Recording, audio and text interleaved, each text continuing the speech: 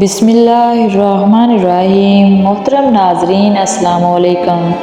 نماز فجر ادا کرنے کے بعد میں قبرستان میں آیا تاکہ میں اپنے مرحوم باپ کی قبر پر دعا مانگ سکوں۔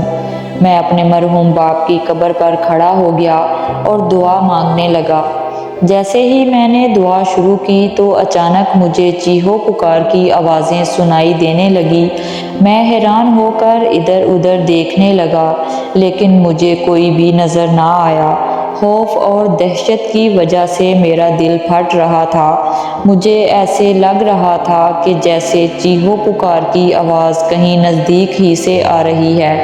میں نے ادھر ادھر دیکھا تو مجھے ایسا لگا کہ جیسے چیخو پکار کی آواز ساتھ والی قبر سے آ رہی ہے۔ میں آہستہ آہستہ اس قبر کی طرف بڑھا اور بڑی ہمت کے ساتھ اس قبر کے نزدیک جب میں نے کان کیے تو مجھے آوازیں اور زیادہ زور زور سے آنے لگی۔ میں وہاں سے اٹھا۔ ایک جانب سے قبر کھلی ہوئی تھی۔ قبر میں بڑا سارا سوراخ تھا۔ میں اس سوراخ کے نزدیک گیا، سوچا کہ اس سے دیکھنے کی کوشش کروں، لیکن جیسے ہی میں نے اس میں دیکھا تو جھٹکا لگا کر پیچھے گرا۔ تیزی کے ساتھ میں قبرستان سے باہر نکل گیا اور خوف اور دہشت کے مارے مجھ سے چلا بھی نہیں جا رہا تھا۔ یہ تو مجھے پتا ہے کہ میں قبرستان سے باہر کیسے آیا۔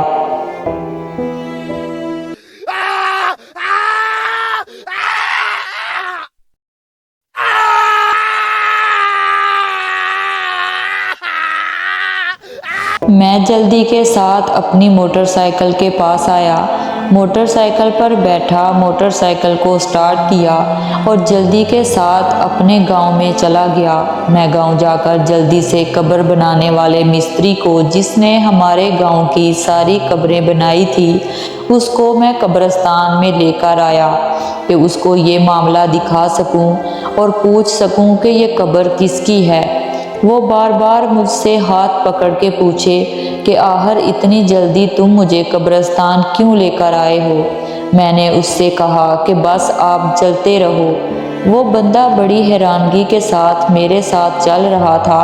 جب ہم دونوں قبر پر پہنچے تو میں نے کہا 1 منٹ پیچھے رہو۔ میرا گمان تھا کہ ابھی بھی قبر سے آوازیں آ رہی ہوں گی، لیکن جب میں نے قبر کو کان لگا کے دیکھا تو کوئی کسی قسم کی آواز نہیں آ رہی تھی۔ پھر میں نے اس کو بتایا کہ صبح نماز فجر کے بعد میں قبرستان آیا تھا۔ جیسے ہی اپنے باپ کی قبر پر دعا مانگنا شروع کی تو مجھے خوفناک آوازیں آنے لگی۔ میں نے ادھر ادھر دیکھا تو کوئی نظر نہیں آیا، تو میں نے اس قبر کی طرف بڑھا تو اس قبر سے مجھے وہ خوفناک اور خطرناک آوازیں آ رہی تھی۔ میں نے اس سے کہا کیا آپ جانتے ہیں کہ یہ قبر کس کی ہے؟ اس نے بتایا کہ یہ قبر ہمارے گاؤں کے ایک ٹھیکیدار کی ہے جو بہت ہی ظالم انسان تھا، اور سب سے بڑی بات یہ کہ وہ سود کا کاروبار کیا کرتا تھا اور لوگوں پہ ظلم کیا کرتا تھا، لوگوں کو سود پر قرض دیا کرتا تھا۔ تو میں سمجھ گیا کہ قبر سے جو آوازیں آ رہی ہیں یہ یقیناً سود کا کاروبار کرنے کی وجہ سے عذاب مل رہا ہے۔ میری اللہ تبارک و تعالیٰ سے دعا ہے کہ اللہ پاک مجھے اور آپ کو سود جیسے بڑے گناہ سے بچنے کی توفیق عطا فرمائے۔ اچھی بات دوسروں تک پہنچانا بھی صدقہ جاریہ ہے۔ اس ویڈیو کو جلدی سے اپنے تمام دوستوں کے ساتھ شیئر ضرور کیجیے گا۔ ویڈیو کو لائک اور چینل کو سبسکرائب ضرور کیجیے گا۔ ملتے ہیں کسی اور ویڈیو کے ساتھ، تب تک کے لیے اللہ حافظ۔